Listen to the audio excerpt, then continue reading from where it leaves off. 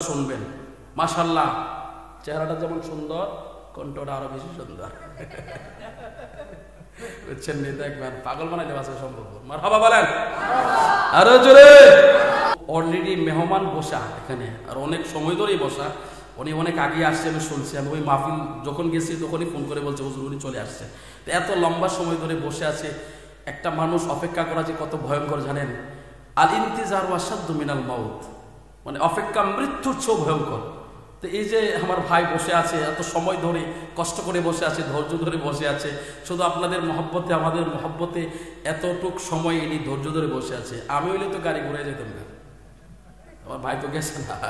আমি তো চাইলাম বলে গাড়ি ঘুরে তো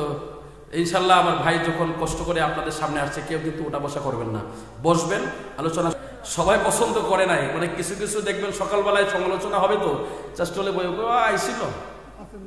আইছিল চেয়ারম্যানের বাড়ির মসজিদের হুজুর আইছিল কালকে কয়ে গেছে কয়টা গান আমি যে কিছু হাকিকতের কথা বললাম সাহাবীদের কথা বললাম কোরআনের আয়াতের কথা বললাম ওইটা কইতো না কইটা গান কয়ে গেছে কথা কন না কইব নে কইব আপনারা আমার কাছে না কইলে কি হইব আমার কাছে জিনে গিয়া ক আপনারা তাই বাড়ি কি সব আমার জিনে আমার কানে গিয়ে ক আবার কয়েন না হুজুর কি আবার জিনের ব্যবসা করি না আমি কেন করি আগের হুজুর করছে না আমরা করলেন করছে আমার ভাইও করবো ইনশাআল্লাহ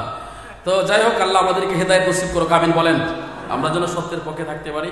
আর এই যে ছেলেটা মাহফিলটা করে আপনারা সবাই উৎসাহ দিবেন এই যে শামসু ভাই আসছে শামসু ভাইয়ের মতো যদি এই এলাকার ভিতরে আরো যারা আছে সবাই যদি আইতো উৎসাহ দিত বলেন তো দেখি ছেলেরা